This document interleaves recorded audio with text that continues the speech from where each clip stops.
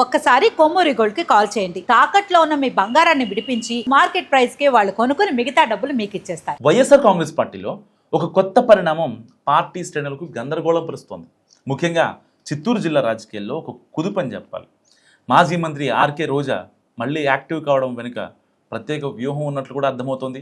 ఆమె సేవలను పూర్తి స్థాయిలో వినియోగించుకోవాలని జగన్మోహన్ రెడ్డి భావిస్తున్నారు.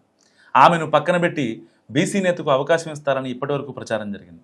ఈ విషయంపై పెద్దిరెడ్డి రామచంద్రారెడ్డి కూడా అదే అభిప్రాయంతో ఉన్నారు. నగరి నియోజకవర్గంలో రోజా అభ్యర్థిత్వం మార్పు చేయాలని ఆయన కోరుతూ వచ్చారు. ఎందుకంటే రోజా ఉంటే పెద్దిరెడ్డికి ఇబ్బందికరమే. ఒకవేళ వైఎస్ఆర్ కాంగ్రెస్ పార్టీ అధికారంలోకి వస్తే సీనియర్ మంత్రిగా పెద్దిరెడ్డి ఉంటారు. అదే జిల్లాలో రోజా మంత్రిగా ఉంటే తనకి ఇబ్బందికరం అని చెప్పి పెద్దిరెడ్డికి తెలుసు. అందుకే మొన్నటి ఎన్నికల్లో రోజా అభ్యర్థిత్వాన్ని వ్యతిరేకించారు పెద్దిరెడ్డి. కానీ జగన్ చివరి నిమిషంలో ఆమెకు ఛాన్స్ ఇచ్చారు. ఈసారి ఆమెను తప్పిస్తారన్న ప్రచారం జోరుగా సాగింది. కానీ ఇప్పుడు రోజాను మళ్లీ తెరపైకి తేవడంతో పెద్దిరెడ్డి తీవ్ర అసంతృప్తికి గురయ్యారట. ఇటీవల పెద్దిరెడ్డి రామచంద్రారెడ్డితో పాటు ఆయన కుమారుడు మిథున్ రెడ్డి బీజేపీలో చేరతారని పెద్ద ఎత్తున ప్రచారం సాగింది. దానికి కారణం లేకపోలేదు. జగన్ స్థాయిలో పెద్దిరెడ్డి ఫ్యామిలీని టార్గెట్ చేసుకుంది కూటమి ప్రభుత్వం. అయితే ఇంతవరకు జగన్మోహన్ రెడ్డిని టచ్ చేయలేదు. కానీ పెద్దిరెడ్డి మిథున్ రెడ్డి అరెస్ట్ అయ్యారు అండ్ మద్యం కుంభకోణంలో. అయితే ఈ పరిణామాలతో తీవ్ర కలత చెందారు పెద్దిరెడ్డి.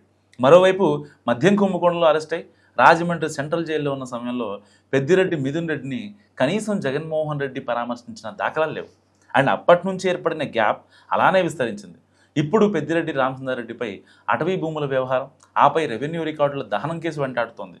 ఇన్ని అవమానాలు పడి జగన్మోహన్ రెడ్డి కోసం పార్టీలో ఉండాలా, ఆపై తన ప్రత్యర్థి రోజాను ప్రోత్సహించడం ఎంత మాత్రం మింగుడుపడట్లేదు పెద్దిరెడ్డికి. అందుకే బీజేపీలోకి వెళ్ళిపోవాలన్న నిర్ణయానికి ఆయన వచ్చారట. సో గత కొంతకాలంగా పొలిటికల్గా సైలెంట్గా ఉన్నారు రోజా. ఆమెకు నగర టికెట్ ఇచ్చేందుకు జగన్ వెనుకడుగు వేస్తున్నారన్న ప్రచారం నేపథ్యంలోనే ఆమె చెన్నైలో ఉండిపోయారన్న టాక్ నడిచింది. సో క్రమేపీ ఆమె వైసీపీ గుడ్ బై చెప్తారని కూడా ఒక రేంజ్లో ప్రచారం జరిగింది. కానీ ఉన్నట్టుండి ఆమెను తిరిగి చిత్తూరు రాజకీయాల్లో తేవడం, మరింత స్వేచ్ఛ ఇవ్వడం హాట్ టాపిక్ అవుతుంది. పెద్దిరెడ్డిని తప్పించేందుకే జగన్ ఆమెను తీసుకొచ్చినట్టు కూడా టాక్ నడుస్తుంది. ఒకవేళ బీజేపీలోకి పెద్దిరెడ్డి ఫ్యామిలీ వెళ్ళిపోతే రోజా ఇప్పుడు ప్రత్యామ్నాయంగా చిత్తూరు జిల్లాలో నాయకత్వ బాధ్యతలు చూస్తారని తెలుస్తుంది.